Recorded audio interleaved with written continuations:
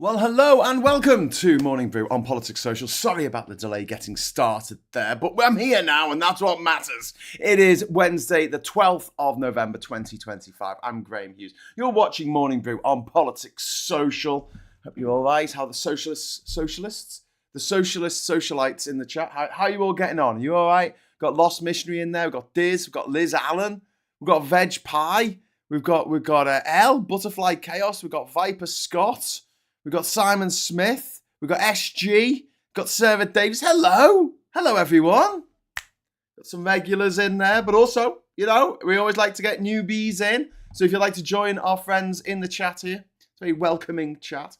All you need to do is hit the subscribe button and wait for approximately 59 seconds, and you will be able to add things to the chat if you so wish, but don't be a troll. Okay, so today we're going to be talking about Labour. So I think what's happened is they've woken up this morning and they've gone, hey, has anyone seen these polls? And they're like, what, you mean people from Poland? It's like, no, the opinion polls. What, people from Poland with opinions? No, the polls, you mean the sticks that you dance around in May? No, the polls, like the opinion polls, like asking people their opinion about stuff. Oh, no, I haven't looked at them. How are we doing? Mate. We're on 15%.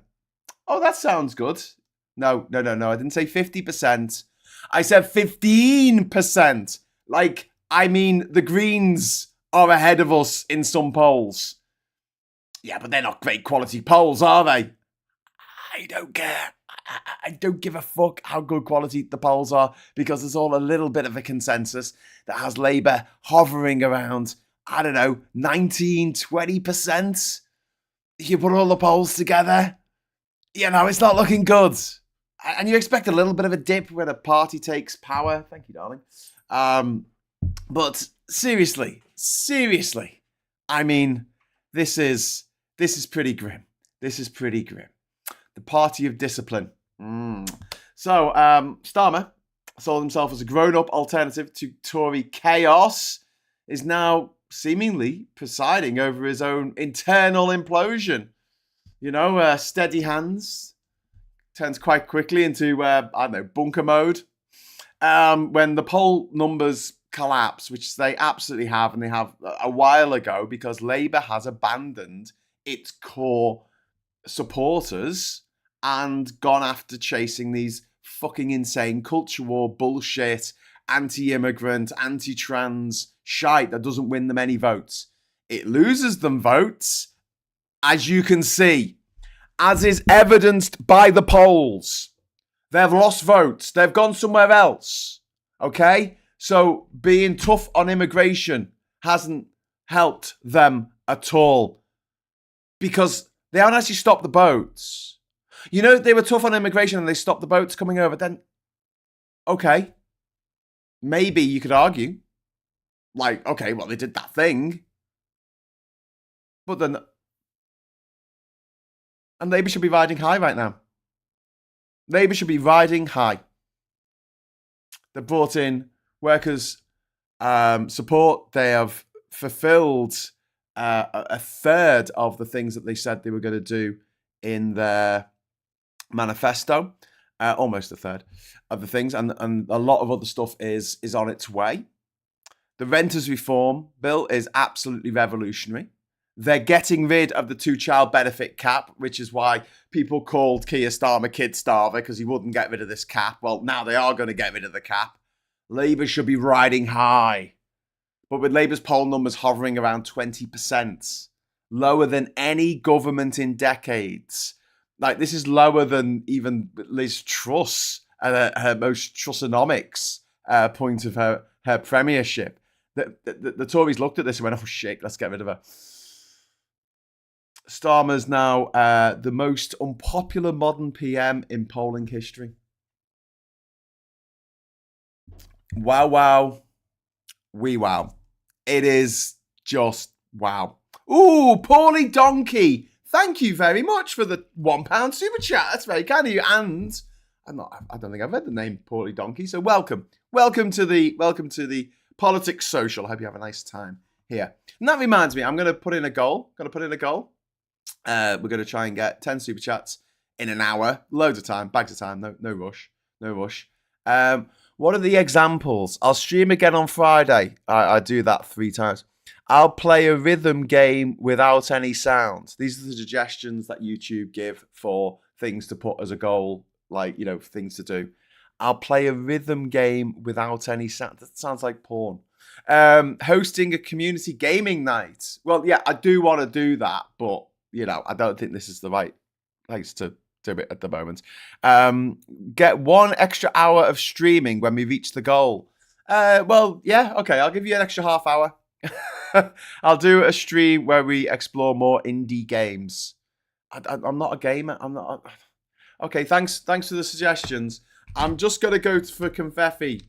For now because I realised I say, oh yeah, I'll do an extra half an hour, but it's Wednesday, innit? PMQs at 12 o'clock. Great timing for all this to implode in Labour's, direction today. Impeccable timing. Comedy timing, one might say, but actually comedy timing is good timing, you see. So I've got a squeaky tank. It's all about the comedy timing. So anyway, confetti, party. Start the goal. Okay, 10 super chats, and you will get some confetti. Diz likes the confetti. I do this for Diz, really, if you think about it. And also, I've got some terrible news as well. Got me fucking. I just checked my statement from my bank, right? I don't have that many direct debits, to be honest with you. They're mostly credit cards. But I do have one for Adobe. Yeah.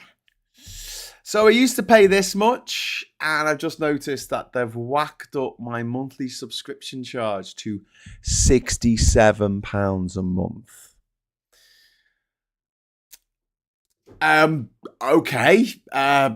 Would have been nice for them to notify me before doing that. But yeah, I'm going to have to find a way around this situation.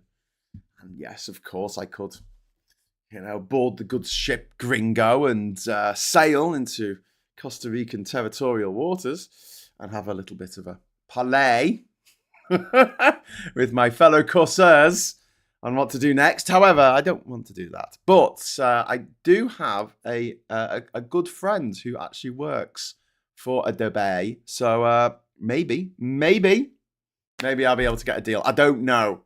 But yeah, that was a bit of a shock this morning. When you get an unexpected bill and you're like, fuck, I can't afford that. And it's infuriating because I actually gave up on a huge project I was doing to try and edit together all of my footage from my travels, into a proper TV show type thing with animation, graphics, maps, interviews with me now, talking about my travels and stuff. And I was trying to put it all together on Adobe Premiere, and Adobe Premiere just went, bleh! Like if I closed the computer and opened it again, it would take 48 minutes to reload the project. I wouldn't mind if it was like mad complicated, but it was only like, 20 minutes of actual edits. But it was like, can't deal with this. And I'm like, oh God, so you got to make proxies, you got to put down the resolution, you got to do all this kind of shit just to get it to fucking work. So yeah, bit of a myth, bit miffed about that, but we will see. I'll keep you updated. Otherwise, you'll know when my subscription runs out, because the beautifully constructed thumbnails for these shows and these wonderful graphics and things, they'll all be replaced with Microsoft Paint. graphics. Because I think that's still free. Okay, so back onto what we're supposed to be talking about. The briefings war. Starmer went on the offensive, saying he will fight any challenge after rumours spread that Wes Streeting, Shabana Mahmood, or even Ed Miliband were being lined up as potential successors. Ed Miliband, he's already been the fucking leader and he was useless. He ate a bacon sandwich in a weird way. The bunker mode narrative, number 10, is reportedly turning on loyal cabinet members, accusing them of disloyalty for, I don't know, merely existing. And there's a quote from an unnamed government source saying a circular firing squad won't help the government out of the hole we're in. And they're definitely in a hole. And not a good hole, like one of those parties. No, this is a bad hole. This is a hole you don't want to be in. Breakdown of suspects. Wes Streeting! Fat data. Sorry, chubby data. Chubby data. He'll hate being called that. But he does look like a bit of a robot from Star Trek, doesn't he? He's got shiny skin. Chris C says, Graham, I use Adobe. They threatened the price hike, so I threatened to stop using their software. Got the monthly amount down to £30. Might be worth a shot. Well, let me try with my friend who works for Adobe first, see if we can get a decent deal. And that's the mad thing, isn't it, Chris? Like, I can't afford £67 a month. I just can't. And so it's either they get £30 a month, which is what they used to get off me, or they get nothing. Surely it's worth their while to get that 30 quid rather than nothing. And I don't know why they do this. It's infuriating. And I was talking to Mike Dix about this morning, and he talks, think about it this way, right? If I lose access to Premiere, for instance, I have literally thousands of Premiere projects going back to 1998. And I know that they were different then. There were different suffix on but you can still get your old 1998 edits. You can still get them to work on the newest edition of Premiere. And I'll lose that. I'll lose access to all of those things if I go rogue, if I go for some free software, which is never free. And Mike's talking about this. He's got loads of stuff in different formats and, free software, and then it stops being free. And then suddenly it's £200 a month. And you're like, what? To access your own stuff. This is what really worries me about the possibility of YouTube. I don't want to give them ideas. Please don't listen to this Google Daddy of them turning around to me and saying, oh, you've got thousands of hours of video on your YouTube page. I'm afraid you're going to have to pay for that from now on. And it's going to be like, 100 quid a day or something. Poorly Donkey. Oh, wow. Thank you very much for the £12.34. That is very sweet of you. Thank you. Sir, I'm Donkey, thrice independent UK politician. Oh, Donkey. Sorry, Donkey. I didn't, because it comes up as your name rather than your usual name, which is usually Donkey. I ran in May for Hearts Country. I've been watching here for 2 Ireland Graham Boys trips. After Effects is the bomb, by the way. Canadian, American, Ukrainian. Okay, thanks very much, Donkey. Sorry, I didn't realise that you were Donkey. See, this is what happens when they change the names. I don't know why they've done this on some people's YouTube. I've noticed on AIDS, they've still got people's normal names coming up. But on here, it's... Should we get back to what I'm supposed to be talking about? So, Wes Streeting. Chubby data. Publicly loyal. Privately ambitious. Accused of eyeing the throne. Which I'm sure is a sexual metaphor, but we won't go in there. We won't go there this morning. Shabana Mahmood, seen as competent and well-liked, a potential unity figure. Ed Miliband, don't rule him out, whispers, although the optics of a comeback are dire. And Louise Haigh, credible backbench option if someone wants someone who's like untainted.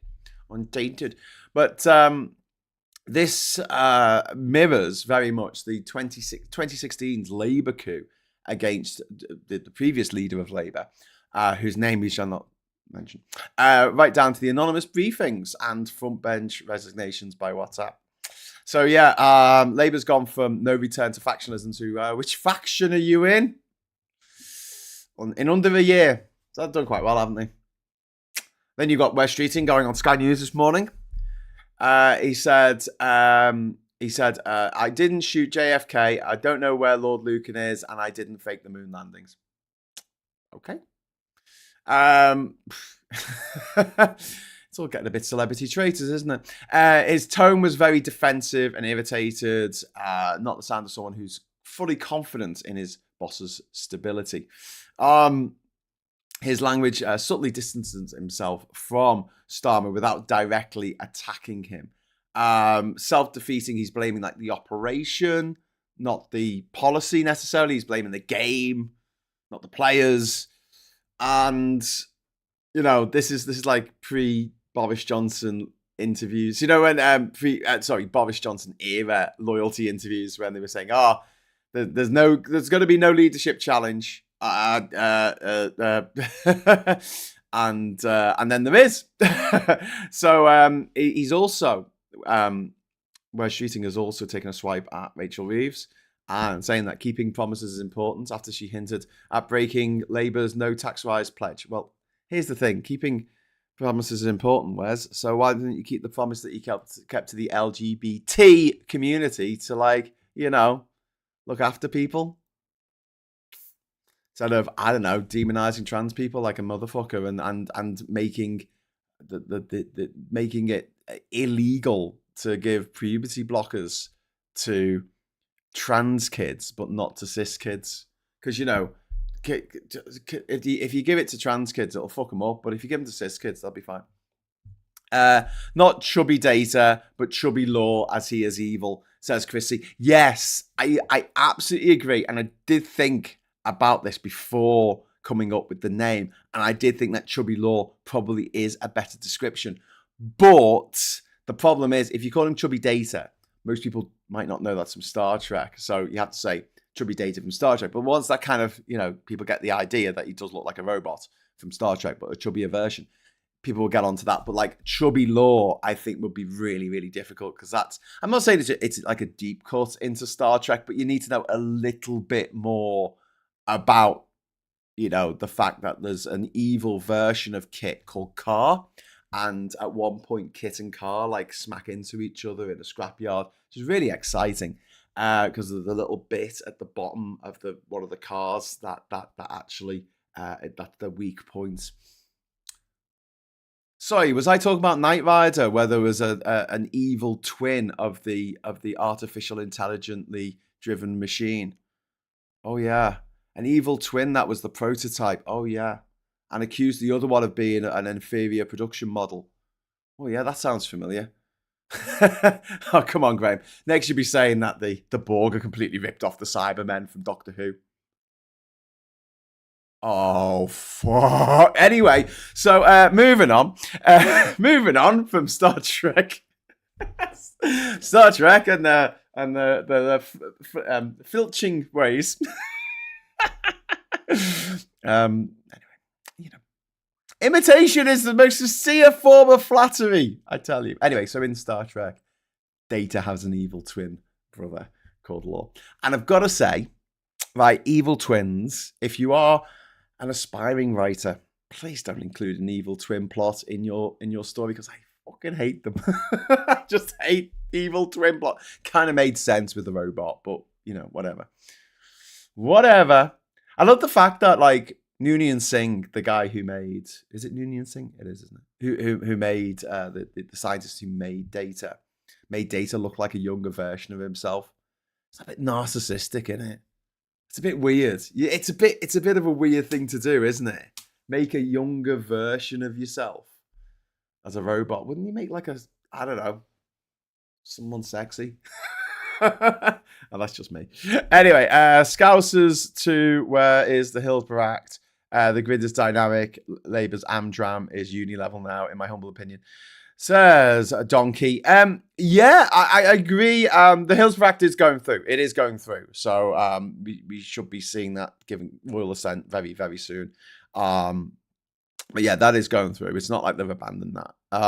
The front bench is full of awful people. None of them are likable. They're all careerist scum who would stab each other in the back to get a leg up. Says, just click approve. I don't know. There's some who are all right. But I mean, compared with what the fucking Tories have done. I mean, the 14 years of Tory chaos. I know that's not saying much. But let's... Labour manifesto tracker. Okay, so we've got a government tracker here on Full Fact.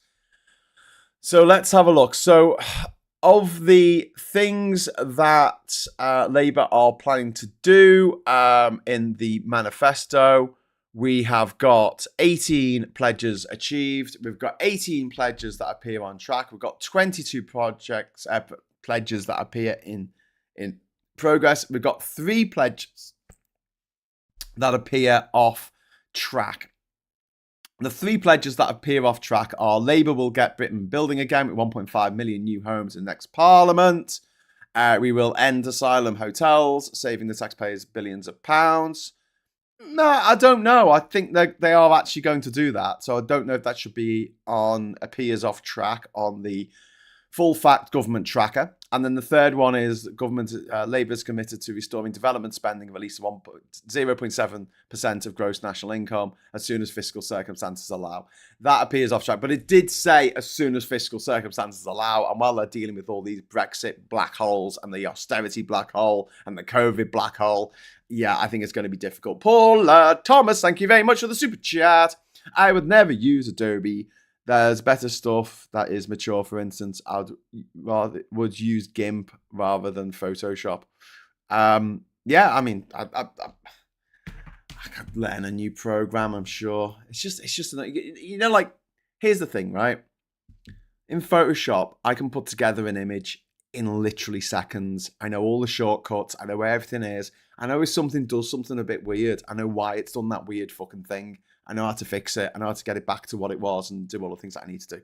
At the same time, you're right. Photoshop, it's endlessly infuriating. Like, if I'm working on a Google Doc, right? Online. And I have a power cut, right? I'm like, okay, cool. I can go back and I can get the Google Doc and it'll be exactly where I left it off. Brilliant. Because it saves as you go. But yesterday I was updating some old thumbnails and one of them came up and it said, do you want, I tried to close it and it said, do you want to save it before closing? And then I thought, oh no, I don't want to close it. And because I wasn't paying much attention, it's got yes, no, cancel. I should have pressed cancel, but I just pressed no, as in, no, I don't want to close this, sorry. And then I went, oh no, that was asking if I wanted to save it. And I lost about an hour's worth of work on that particular image. And you can't get it back because I hadn't saved it before. So stuff like that in 2025 is just an absolute fucking nonsense. That is an absolute nonsense. And it's like, you look it up and you go, nah, it's gone. It's gone. You said you didn't want to save it, so fuck you. But yeah, I get this stuff. But if I'm in a mad rush to get the thumbnail done and I've only got 3 minutes before the show starts, I need to have a program that I know like the back of my hand. And unfortunately, since I've been using Photoshop since 1997, I think. It hasn't changed much, to be honest with you. They try and add things. They tried to add like 3D graphics to it, and no one used it because it was shite. And then they tried to add like animation to it, and no one used it because it was shite. And it's like, stop adding stupid things that we don't fucking need. It was like, it'll try and take something into 3D mode, and you're like, ugh! And then like your text would look like word art. And you're like, what are you doing, Adobe? I don't want things to look like fucking word art. What are you doing? Oh, you've got no shading around the edges of your fucking letters. No, don't want that, Adobe. Go away. Chris C says, I use Adobe Illustrator. Yeah, I used Illustrator in the past. I'm completely fucking useless at it now. But obviously, that's vector-based rather than raster-based in it. So I've always used Photoshop just because I don't need it to blow up these things to massive sizes for putting a big billboard on the side of a building or anything. Yeah, but back in the day in like the mid noughties, when I worked in Liverpool, the designers that I worked with would always switch between Adobe Premiere and Adobe Illustrator. They're doing vector stuff. They'll go into there's limited vector stuff that you can do in Premiere as well, obviously. But one of the things that they used to spend absolutely fucking ages doing is cutting out around people. That's why I wore this hat to start with, was just so it was easy to cut around the edge of my head. If I was doing a photo or anything, it was just dead easy. I didn't have to, because when I had long hair, especially, I don't have long hair anymore, but when I had long hair, it was an absolute fucking nightmare to cut around. But now, you can just go remove background and it gets rid of it for you. Ha ha! Takes about 5 seconds. Fucking beautiful. So that's good, But one of the other things that I use Photoshop for quite a lot is if I've got a picture that's landscape and I need it to be portrait or vice versa, and I just need to pad it out a little bit at the top and bottom. It's fantastic for that. Anyway, back to the pledges. Which not kept one pledge is. Oh, it's not coming up. It's not.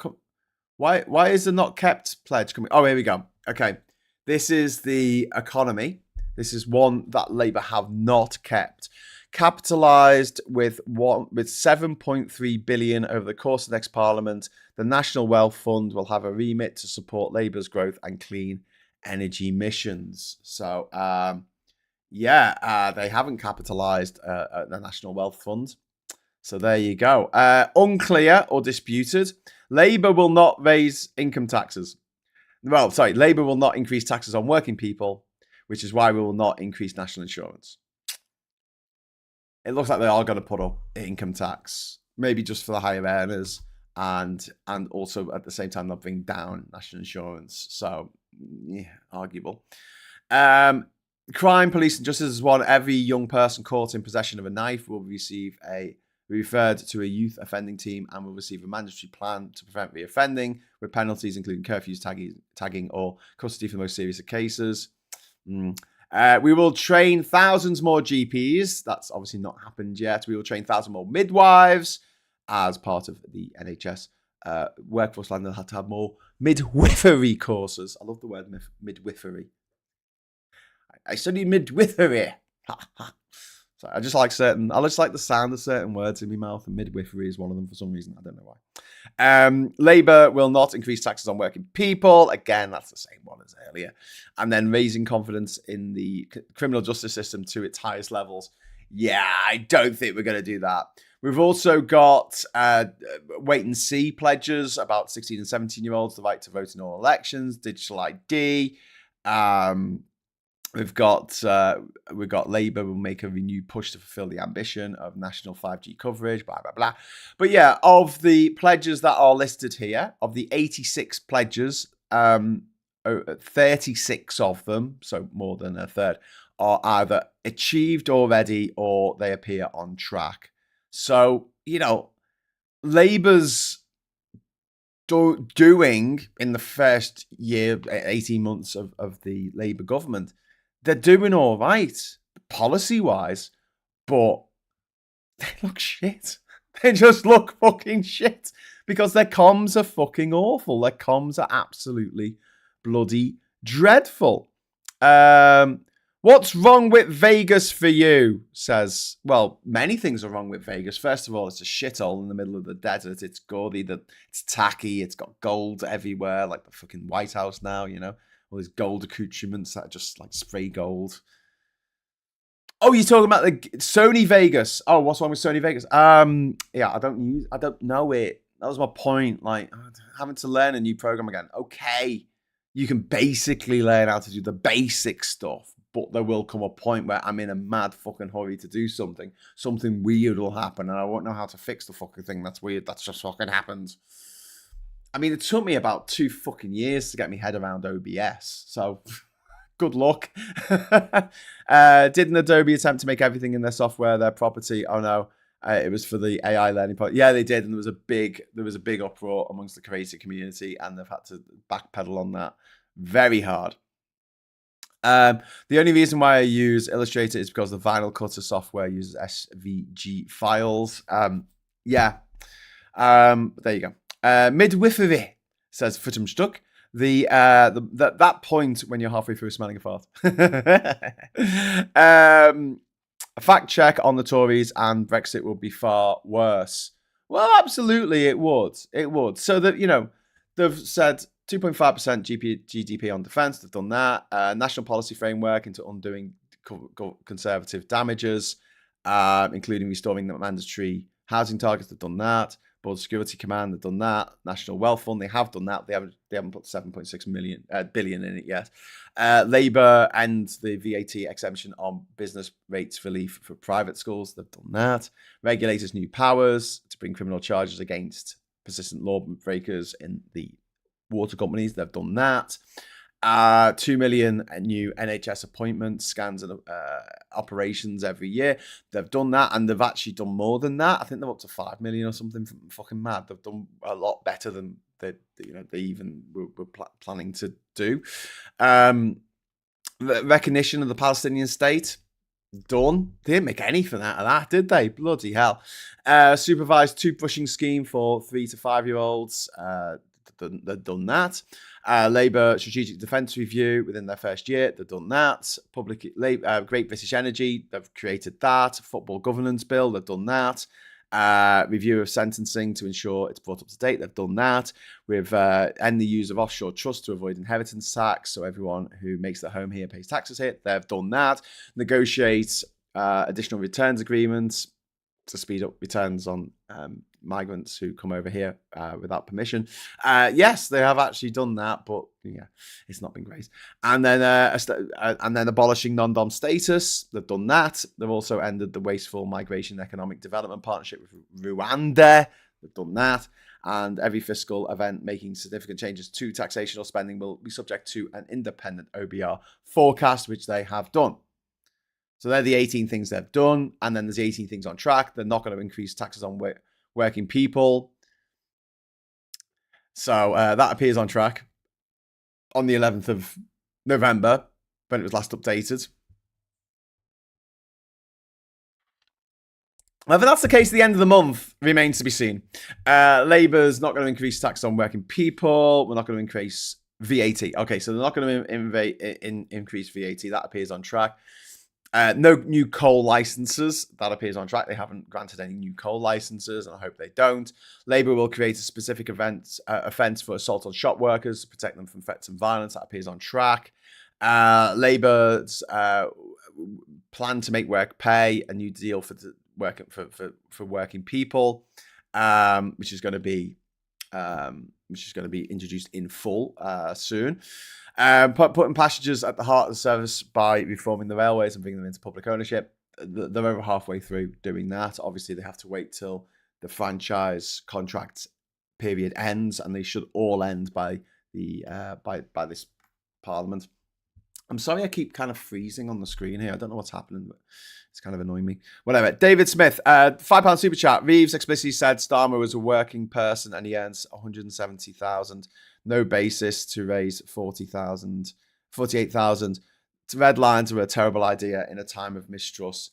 Well, no, David, thank you, but I don't think that red lines are necessarily a terrible idea. I mean, I hate the idea of we're not going to rejoin the single market, we're not going to rejoin the customs union, blah, blah, blah, and making it a red line. But certainty is important. And we saw what happened to the economy when we were given the uncertainty of that trust mini budget, which just blew a £425 billion black hole in our pension funds.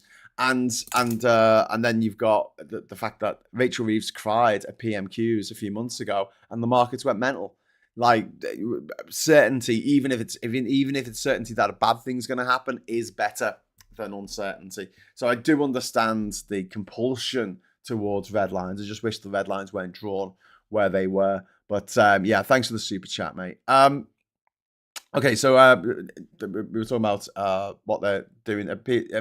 The railways appear on track. See what we did there? Because it's a railway and they run on tracks. If you have to explain it, it's not funny, is it? Labour will address the inconsistencies in voter ID rules that prevent legitimate voters from voting. That appears on track. Labour will establish free... I think they should do away with ID for fucking voting. We never needed it in the past. I don't know why we need it now. Labour will establish 3 new national forests in England while planting millions of trees and creating new woodlands. That does appear on track. Hillsborough law appears on track. We'll not issue new licenses for oil and gas. That appears on track.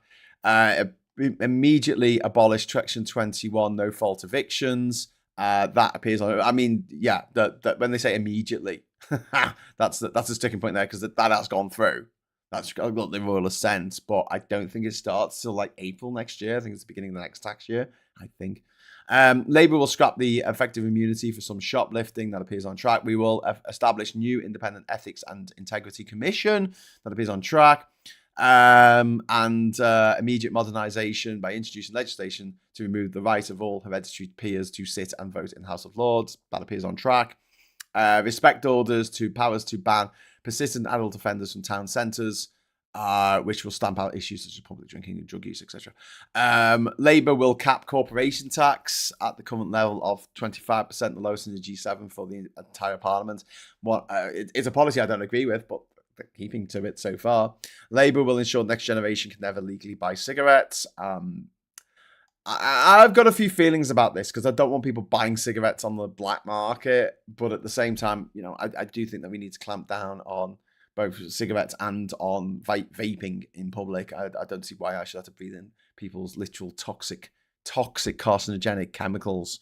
It's like, oh, are you going to the shops, Graham? Well, before you go, just let me put a little bit of a puff of mustard gas in your face. Okay, mustard gas, isn't that the stuff they killed the soldiers with in World War One? Yeah, just a little puff of that in your face. Go, it's good for you, cleans your lungs out. And then finally, the economy, our fiscal rules are non-negotiable. This means that the current budget must move into balance so that day-to-day costs are met by revenues and debt must be falling as a share of the economy by the fifth year of the forecast. That appears on track, but God knows what's going to happen at the end of the month. The Hillsborough law was, let's have a look. They did commit to making it a priority for the Labour Party. They did say in the conference last year that it would be introduced in part. They would introduce the law to Parliament before the 36th anniversary on April 15th, which they did introduce it before then. Obviously, it hasn't gone all the way through. And full limitation. Bill must not be watered down. In September. They didn't introduce it till September this year. They did not meet the aim of introducing legislation ahead of the 36th anniversary in April 2025. In September 2025, they introduced the Public Office Accountability Bill, likely to be known as the Hillsborough Law once it's passed. So it's going through Parliament now. And with the size of the Labour majority, it shouldn't have too many hurdles to get through. I think that they were looking into some of the legal aspects of it, and that's why it took a bit longer than they thought it was going to. But I'd rather a job was done well and done quickly, and especially for something as important to this. Duty of candour. So this is what the Hillsborough Law is about. Essentially, if you are working in any job, but particularly in the public sphere, what's it called? Working for the government, essentially in any particular designation.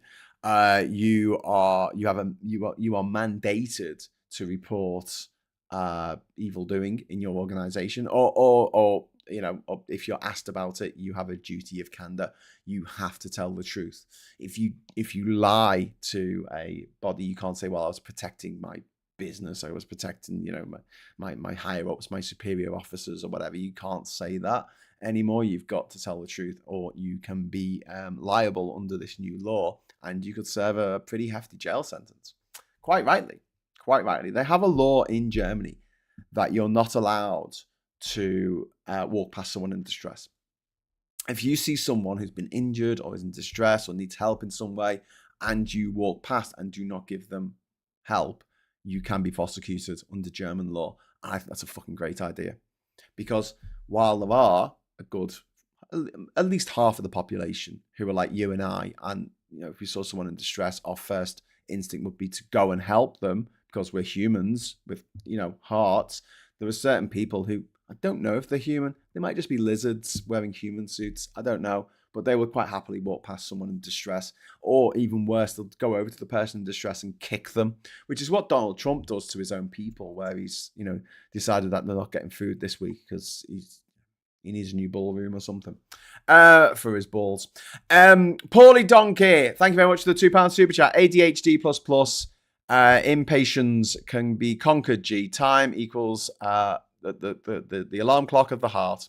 Time is the alarm clock of the heart. Oh, thank you very much, Donkey. And Ms. Paula Thomas, thank you very much for the £5 super chat. The problem for Labour is the stuff they ignore: trans people's status, or deliberately tried to do, clobbered disabled people. Yeah. Both absolutely pointless fucking exercises. Cruel and pointless exercises. I mean, it's ridiculous. It is absolutely fucking ridiculous that they went after trans people in the way that they did, because, as we say often on this channel, it doesn't win them any votes. It just loses them votes from people like, my very dear friends who are like, fuck them. How dare they? How fucking dare they? And then they go after people who are disabled and say, it's a bit close to home. But yeah, just fucking disgraceful. Absolutely fucking disgraceful. Okay,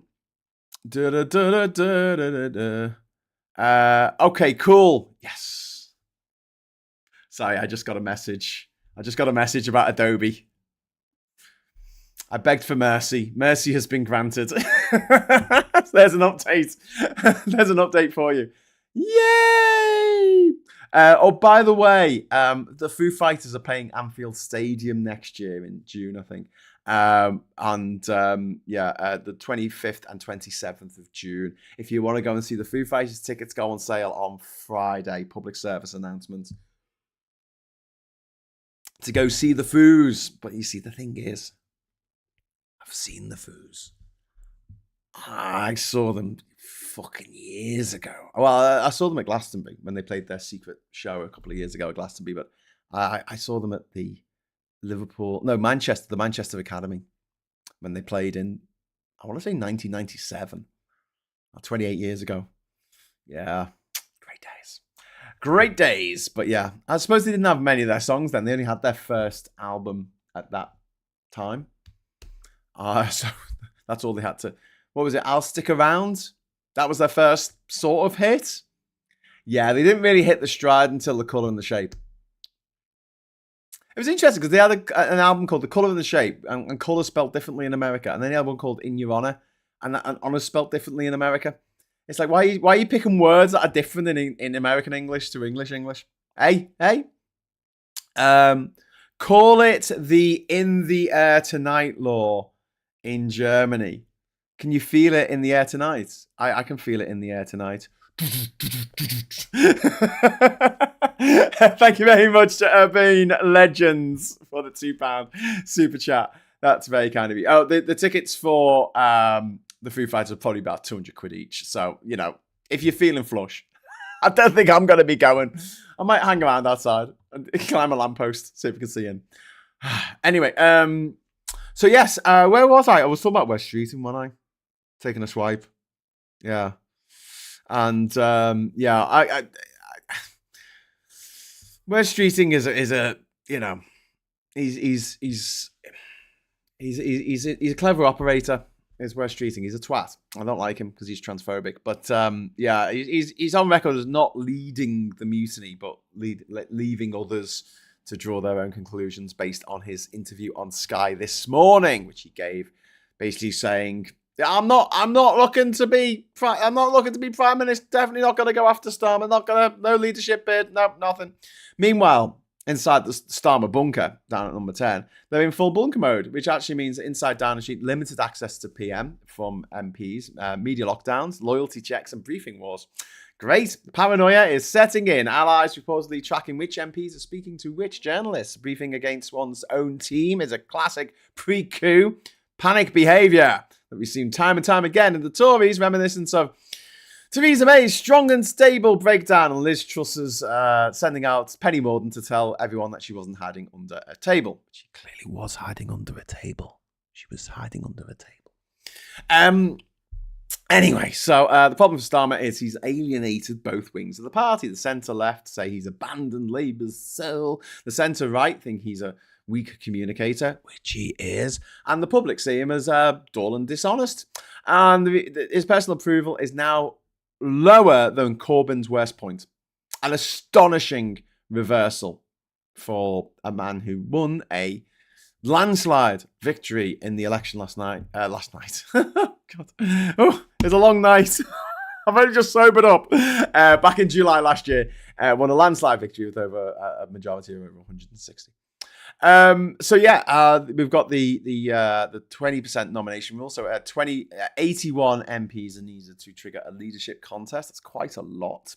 The maths makes a coup difficult, but not impossible, especially if after the budget, the economic credibility collapses. It's all going to hinge on this budget. This is going to be the most important budget that Labour's done in decades, in absolute decades, because if they fuck this up, which they very well might, things are going to go fucking haywire pretty quickly.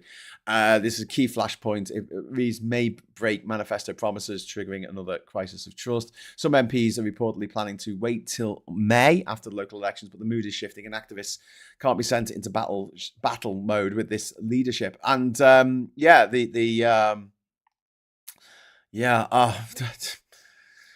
there's a lot of MPs who are pretty desperate at the moment. I spoke to some of them at the Labour Party conference. Oh, thank you very much to Paulie Donkey, who's dropped another £2.10 in the Super Chat fund. Thank you. Nolan's Principles. Christopher, well, yes, the special effects will be done in principal special effects will be done in practical special effects. That's what we want. None of this CGI nonsense. If you want to cut a plane in two and have it dangling from a helicopter, you literally cut a plane in two and dangle it from a helicopter. The Nolan principle. Also, the music, the soundtrack needs to be way too fucking loud and everyone needs to mumble. So you need subtitles to watch his movies. Pardon me.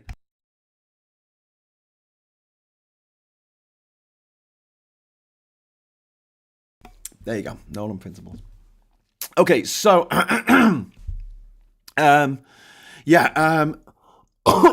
mood is definitely shifting, and this whole idea of waiting till May, till the local elections, the mood in Labour, is shifting. I don't think it's shifting in the population. I think we've made it quite clear over the last few months that we're not happy with the direction that Labour's taking. Next May is local elections, and Labour's going to get absolutely fucking trounced. It's going to get absolutely trounced. It's going to lose control of dozens more councils. We saw what happened at Refuck this year when they took over here in Durham. They took over Nottinghamshire Council. They're spending £75,000 on fucking flags. They took over Kent. They took over Staffordshire. They took over Staffordshire. They took over a bunch of places, and they've been fucking useless. And they're putting council tax up by 5% absolutely everywhere because they don't care about anything except Nigel Farage's bank account. Oh, won't someone think of Nigel Farage's bank account? Anyway,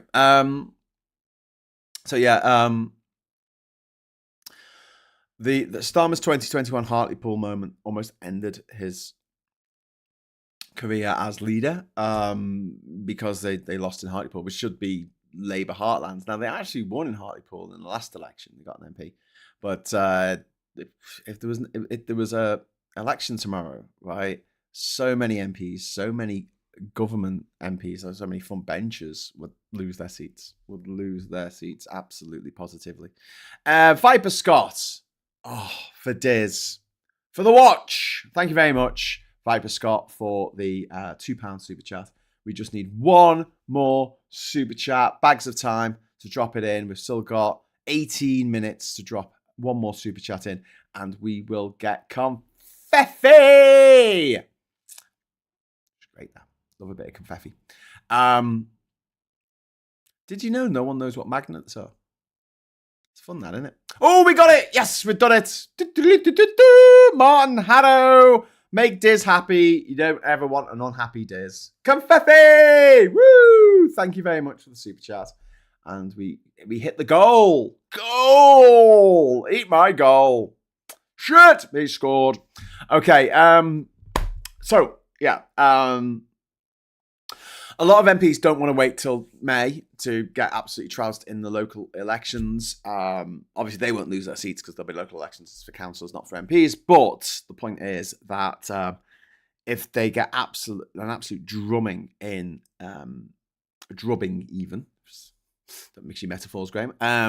If they do really badly in the May local elections, then I can't see Starmer staying on after that. I really can't. So there's a lot of them who are like, oh, let's wait and see what happens. But I think that it is already coming to a head a little bit earlier than expected, just because the polls are so dire and everything hinges on this upcoming budget. So but then people are asking who can replace him. We've mentioned Wes, we've mentioned Shabana, we've mentioned Ed Miliband. Angela Rayner.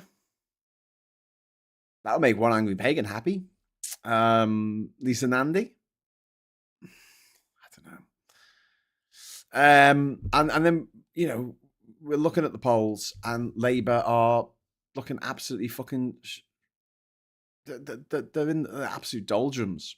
Under normal circumstances, they'll probably be doing all right at the moment because the Tories are so unpopular and people just gravitate towards Labour because the Tories are so unpopular, but the Tories are doing all right.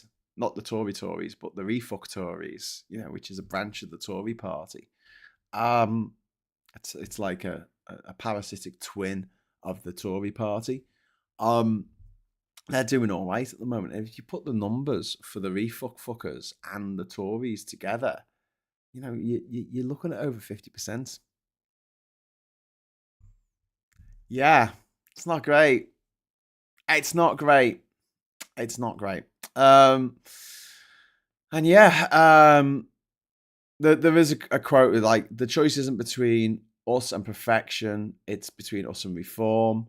That's a defeatist message from inside Starmer's cabinet. And Labour's safety first strategy, it just comes across as no strategy at all. I'm not going to bore you to death going on about the fucking Labour comms anymore because I'm just sick of it. I'm just sick of even talking about it. Farage's refuck fuckers are pulling the Overton window to the right, and that annoys me so much on so many levels because I expected with Labour getting in, the Overton window would finally start shifting to the left again after many, many years of it being tucked to the right, and Labour just gone, oh no, immigrants are a problem. Yeah, trans people are a problem. Why? They exist.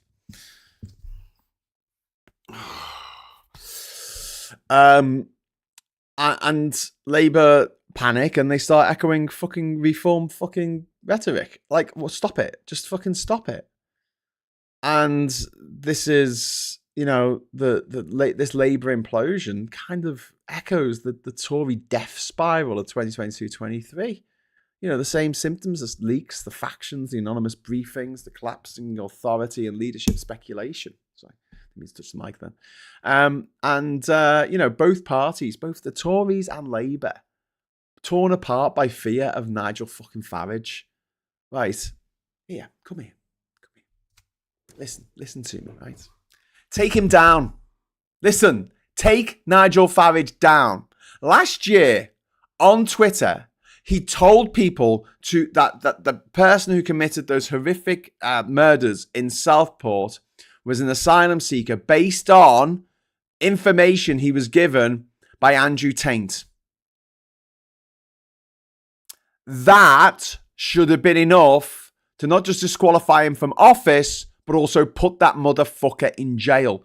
Go after him. He is earning 1.2 million. Is he paying the exact amount of tax that he should be on all that income? Fucking get HMRC to do a full fucking audit on that motherfucker and on the refuck party in general.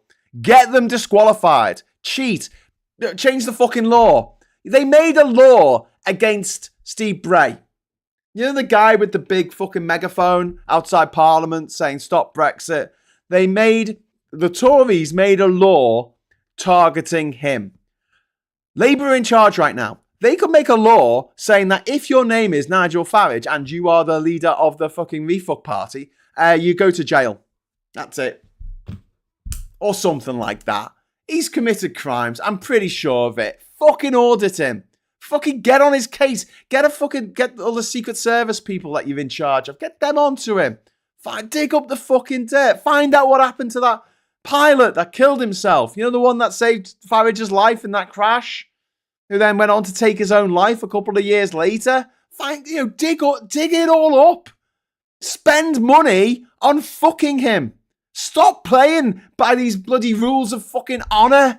This isn't an honourable duel between gentlemen. This is a fucking bar brawl. And you've got to start fighting like it's a fucking bar brawl. Because we saw what happened in the USA. They didn't go after Trump. They went, we'll leave it a year and we'll see. We'll let it go through our parliament. And, we'll have an impeachment. And you're like, why are you having this impeachment? Why are you wasting everyone's time going over what happened on January the 6th? We know what happened on January the 6th. And we know for a fact that you're not going to get a supermajority in the Senate to convict. And they didn't. Because all of the fucking Republicans, save about 2 of them, voted to not fucking convict the motherfucker. What a waste of time. It should have gone straight to court. The DOJ should have been given millions of dollars to go after Trump. Just absolutely target him for all the crimes he had committed. That idiot fucking Jack fucking Smith should have brought the fucking charges for the stolen documents in fucking Washington, D.C. But no, they thought they'll roll the dice and say, well, maybe we should have it in Florida instead. And someone might say, well, what if we get that Judge Eileen Cannon, who, is sunning herself in the sun that she thinks shines out of Trump's arse. We'll see what happens. We've got to be fair. We've got to be equitable. They're not being fair and equitable to us. They are cheating at every fucking level. We have not got an investigation into Russian interference, into Brexit. We still haven't found out where Aaron Banks, privately educated of course, got his £7 million to put into the fucking Leave.eu fund. We haven't, where did that come from? We don't fucking know. No one's bothered to investigate. Investigate these motherfuckers. Yes, they'll call it a witch hunt. Yes, they'll go on LBC. Bring in a law that says that when Farage is on the TV, his voice has to be dubbed by that of a squeaky toy. So he's on TV and he's going la la la la la out of his fucking prolapse anus of a face. And you get to have a little noise like and that's the only way he's allowed to be on TV in Britain. Make the fucking rules! You're in charge, you're the fucking government. You've got a 160 fucking seat majority. Go after that motherfucker, because if you don't, he's gonna fuck this country so badly, it will not recover. It will not walk straight for 100 fucking years. Like what's happening in America. You've got to be bold. You've got to go after your fucking enemies. Stop giving them the benefit of the doubt. I'm so sick and tired of this. We had this with the previous Labour leader. Oh, we have to give him the benefit of the doubt. No, we fucking don't. He lost the election in 2020 and 2017 against Theresa fucking May, who ran the worst election campaign in history. And he lost. And they're like, oh, I've got to give him another chance. He came to Glastonbury and gave a boring speech that was fucking boring. Yeah. Am I hearing the same speech here? Go and listen to it. Go and Google fucking Starmer's fucking, not Starmer, Corbyn's fucking speech from Glastonbury. Jesus Christ. For like cringy boringness, it gives Starmer a fucking run for his money. Go after these motherfuckers. There's only a handful of them. It's not like there's millions of fucking Nigel Farages on this planet who are, fucking things up.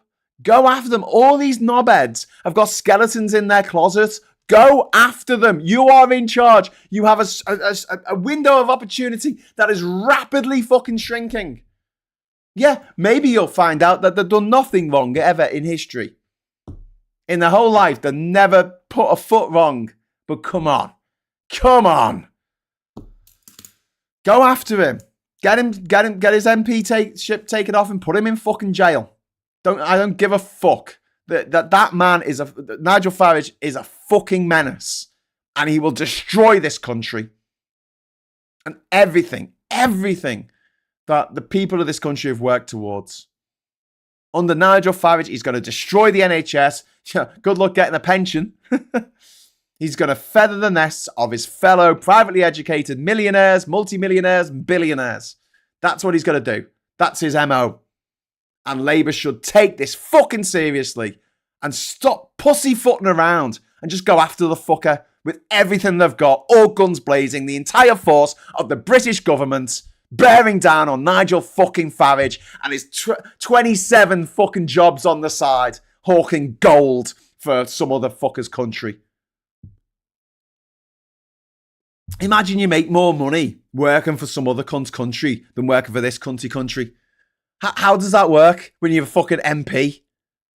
Do you think that his allegiance might not be with this place? Hey, do you think?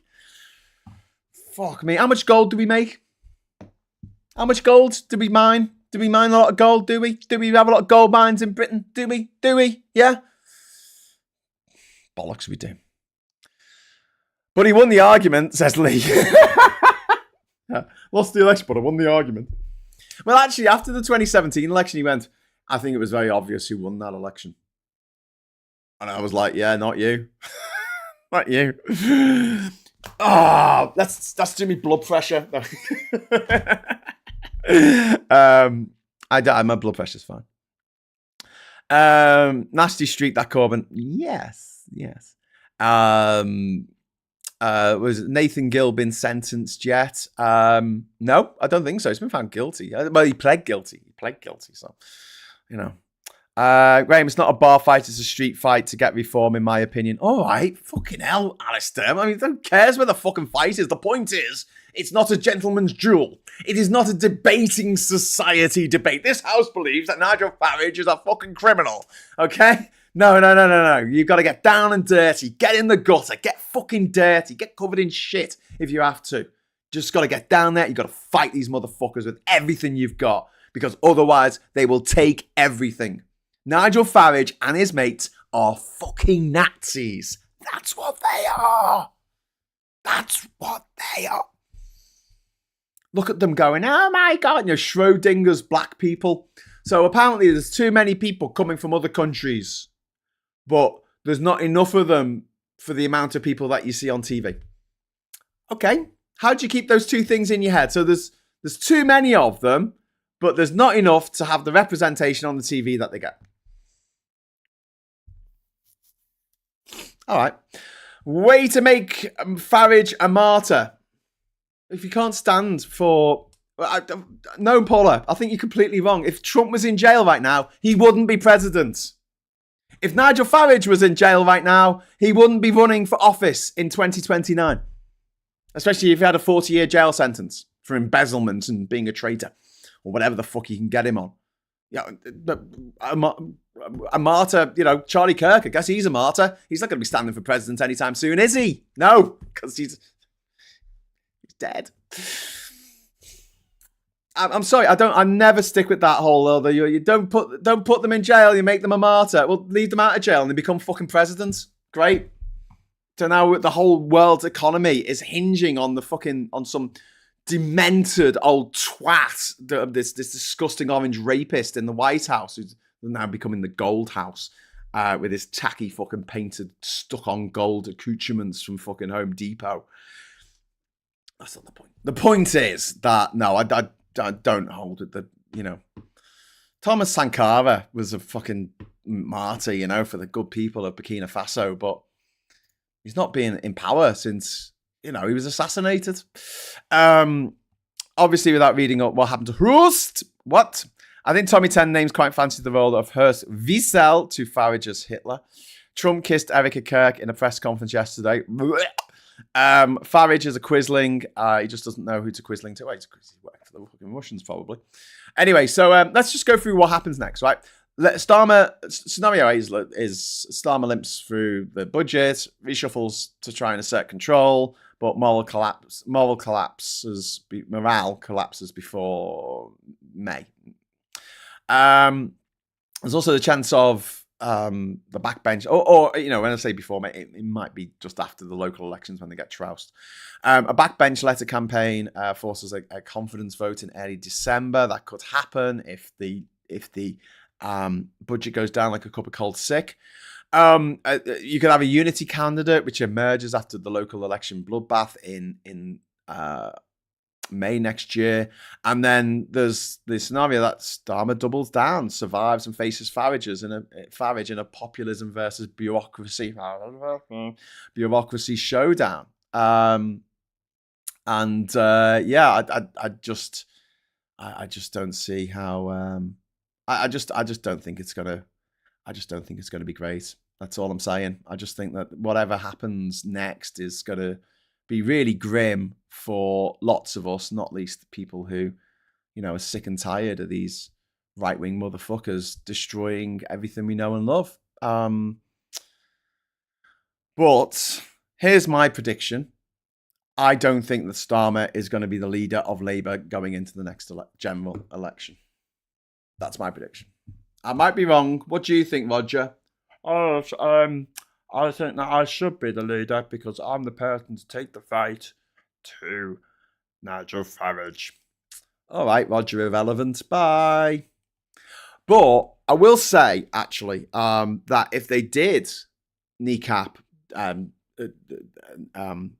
Farage, not literally, of course, but if they did take him out or take him off the board, then maybe he could stay on. But the way things are at the moment, unless Labour go after refuck like a dog with a bone, look at all the councillors who have had to resign. I mean, Kent County Council is like halfway to losing its majority already, because the refuck fuckers have all got skeletons in their closet. The guy who's in charge of Durham City Council now, Andrew Husband, his last company went bump, owing the taxman and his or tax person, I guess, because it's Rachel Reeves these days, owing the tax person and his creditors £1 million, £1 million fucking pounds. And I'm here fretting about bloody Adobe going up to £67 a month. Christ, that's like not even pocket change. That's like pennies to these fucking people. US government not coming back before midterm elections. Sorry, I'm slow. No, they should come back. Great day here. Most depressing topic, but it does need tackling, says Mr. Disc. Yes, it is quite a great day here in Durham as well. It's a bit of a shame because apparently the Aurora Borealis is going fucking mental at the moment. So if you can get somewhere with a clear sky tonight, you will get to see some pretty impressive fireworks in the sky. Silent curtains of light in the sky. It's going to look fucking amazing. But, yeah. Why is your Starmer impression the same as your John Major impression? Because they sound the same to me. Honestly, Starmer sounds like John Major's puppet from Spitting Image from the 90s. Pass the peas, Norma. Can't believe his wife was called Norma. That is just hilarious, isn't it?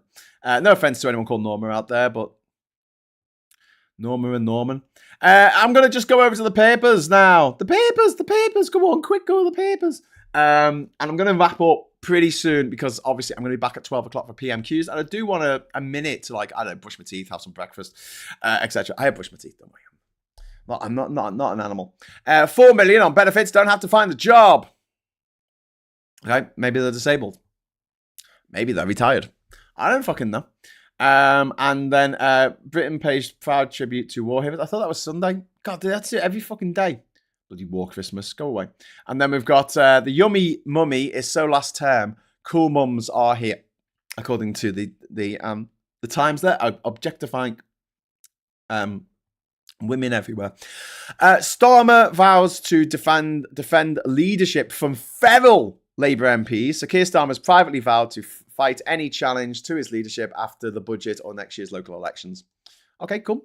And then we have a picture of the woman from the family because, you can't go 5 seconds without having a picture of someone from the family. It's very important. 1 million more on benefits with no need to seek work. So on this one, it says 4 million. On this one, it says 1 million. Universal credit claimants jumped by 50%. Britain stopped sharing intel on drug boats after US raids. We talked about that last night. on Geoscope, me and Ollie. If you want to go and listen to that, you can listen to it on YouTube Music. Thank you for your service. Picture of the woman there meeting a man who is 100 years old, who fought in World War II. I'll meet my son's killer, grieving mum on stabbed schoolboy who showed no remorse. The mum of murdered Harvey Wilgoose says she would like to meet her son's killer. I mean, she's a braver woman than I would not like to do that. In the same situation. Daily Mail here. We've got 1,000 jobs a day now lost under Reeves. Chancellor blamed as unemployment rate spikes to 5%. And it says another day in Starmer's socialist paradise, which comes as a bit of a shock to anyone who believes themselves to be a socialist. It's not socialist. It's not a paradise. But never that. Well, whatever. Sarky fucking Daily Mail. It's not like anyone who reads the Daily Mail has a fucking job. And then we've got inside Gordon Ramsay's family wedding feud. So there you go. Holly Ramsay there. Who's somebody, I guess. And then we've got the Star over here. Really low res. The Star just keeps putting these low res images out. This is incredibly low res. He looks like the loading screen from a fucking specky there. No pants and kecks down under. Okay, cool. Number 10 on alert amid fears of challenge to leadership. That's what we've been talking about this morning. And then we've got a picture of the woman's hat. Woman wears hat. I love that. It's just she's wearing a flying saucer on her head, and that needs to be front page news. That literally takes up over a quarter of the front page there. Woman in hat. Woman wears hat. Sad woman wears hat. Woman sad hat. Ban on WASPy pension payouts to be reviewed, and MPs and BBC staff call for Gibb to leave board. That was a story about Robbie Gibb, who wasn't in the Bee Gees. He is this little twat who used to work for Theresa May, and then he got a job via Boris Johnson on the board of the BBC, sabotaging it from within. We've got the Tory graph here with We Are the Very Best of Society. Defiant Davey blames BBC's enemies for bias scandal. Well, yeah, they are absolutely to blame. And the Daily Telegraph being the chief one amongst them. So irony that they've got that as their front cover. And then we've got Emma Raducanu up here for some reason playing rugby. I thought that she played tennis, but she hasn't won anything in years. But we had to put her on the front page for some reason. I wonder what that might be. France stopping even fewer small boats on the Starmer deal. Head of the NHS tells hospitals to defy 5 days doctor strike. God, all the good news. Key evidence in Harry hacking case has been forged, apparently. Not like the newspapers to look after their own. Let's see what the private investigator, whose apparent confession prompted Prince Harry and others to sue the publisher of the Daily Mail, has claimed that his pivotal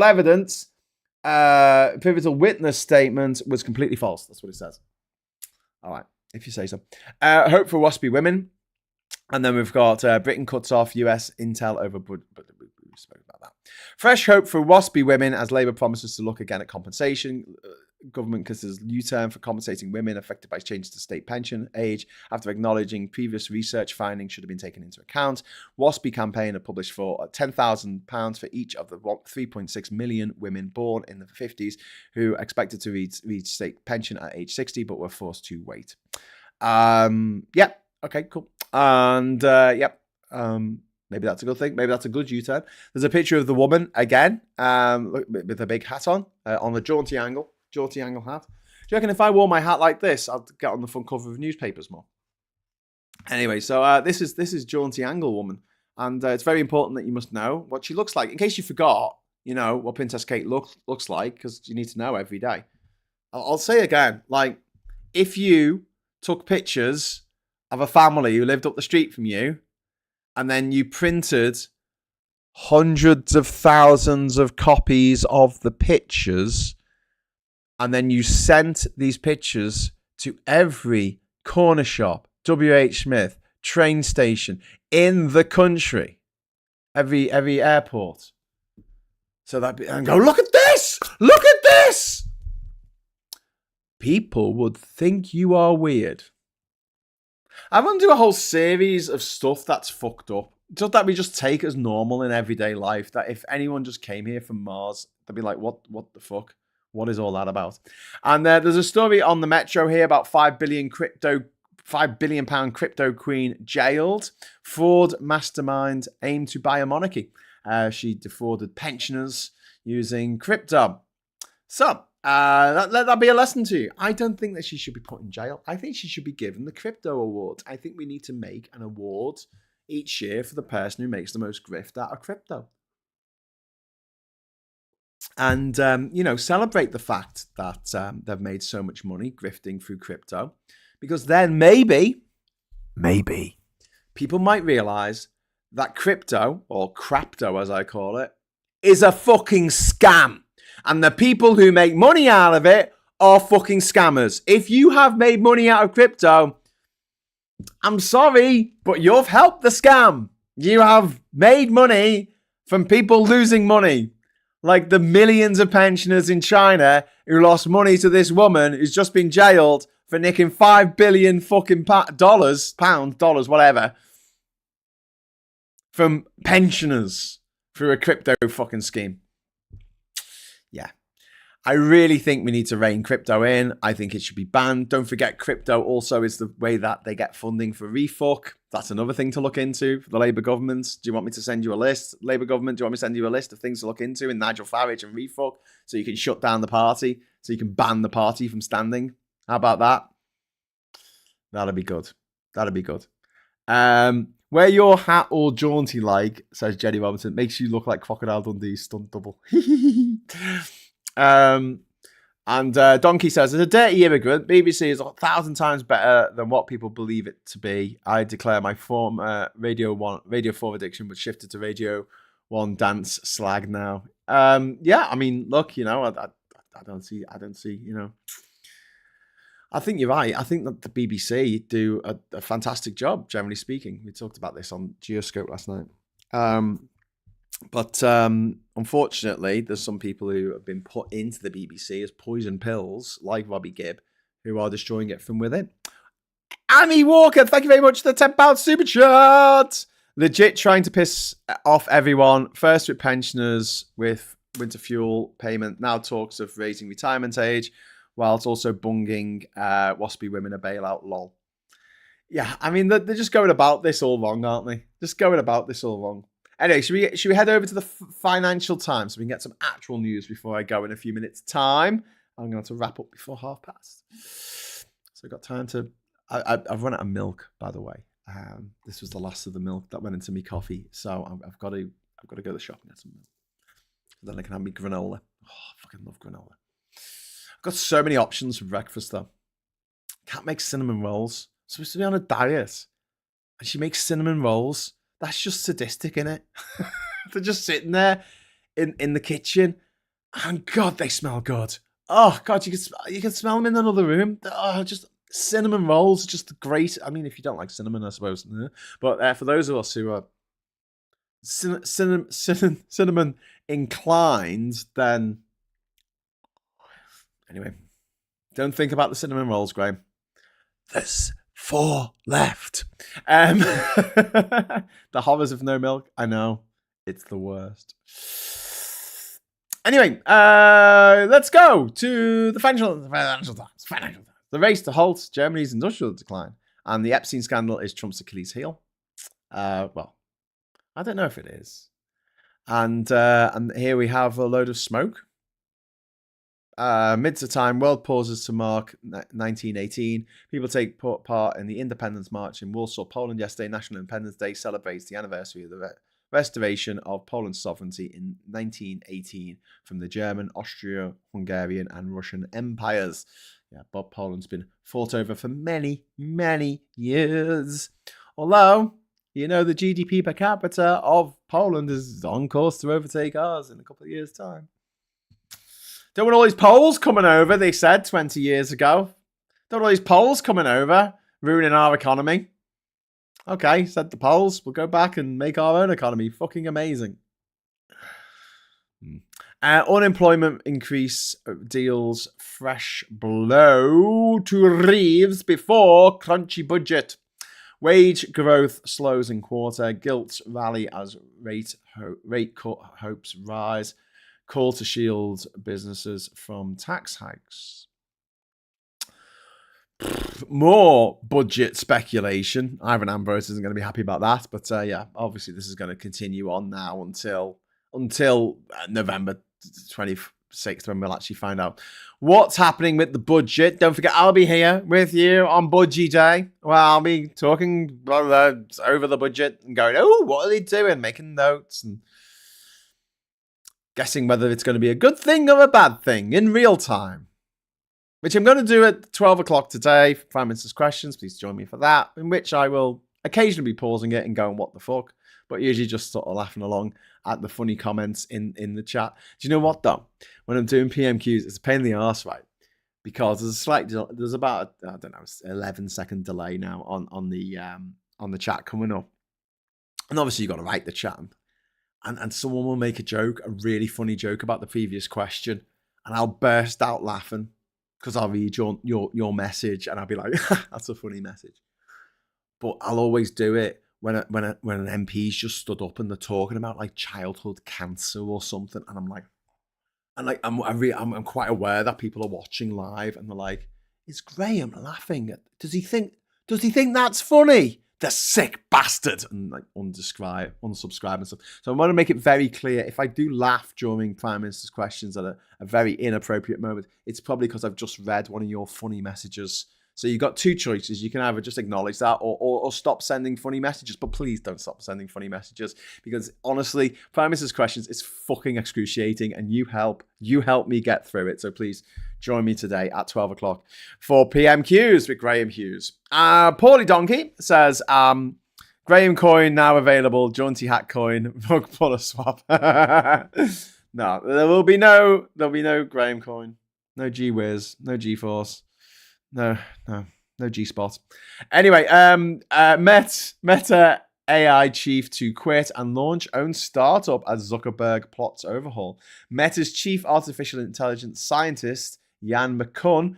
Oh, that's an unfortunate name, isn't it? Jan LeCun, C-U-N, plans to leave the social media giant to found his own startup as Mark Zuckerberg seeks to radically overhaul the group's AI arm. I still think the AI bubble is about to burst. Would the Graham coin have a logo? Yes, it would. This would be the logo for Graham coin. I'll just put it in the chat. There you go. There's the logo. That's the logo. The chat is like the KY Chelly of PMQs. I did not say that, not magenta. Be funny if I did though. I assume the T is silent. Well, I mean, if it was French, that's how you pronounce it, wouldn't it? Le Cun. Okay, so yeah, like I said, I'll be back at 12 with Prime Minister's Questions. Please join me for that. And then 6 o'clock tonight, me and Rach are going to be jumping down the rabbit hole together again, like some latter day Alice's in Wonderland. And I hope you can join us for that. I don't know what we're going to be talking about yet, but we will let you know. And hopefully you can join in and have a bit of a laugh and, you know, bit of banter. And it's anything but politics. 6 o'clock today, live stream with me and Rachel Harris. And we are going to just be talking a load of bollocks about stuff, which I think is quite necessary in this day and age. This is like our politics detox session where we just have a natter. I should really get... I reckon that we should get Scott on the show as well, because he's great at not talking about politics. Every time we get him on the Friday Night Social or Stateside, it's like, should we talk about... no, we'll just talk about gigs instead. Anyway, so thanks very much for watching. Thanks for the super chats. Really appreciate that. If you do us a little favor on the way out, please consider giving us a like. If you've not already subscribed, please consider subscribing. And if you're feeling particularly fruity, you can join the channel, become a member, get a rose after your name, get your name in the credits, and get access to the exclusive Politics Social Discord server, which is only open to members and patrons. So if you are supportive of this channel, you should really be on there. So if you're not, drop me a line, grahamdavidhughes.com. Drop me a line and say, I'm not a member of the channel. I give you loads of super chats, you bastard, and I'll put you on there. I'll put you on there. I'll put you on. I will. I'm nice like that. Anyway, in the meantime, have a great rest of the day, whether I see you or not. And if not, I'll see you tomorrow morning at 9 a.m. for the next morning brew. And until then, I'll say hello, good evening, welcome, and jail Farage!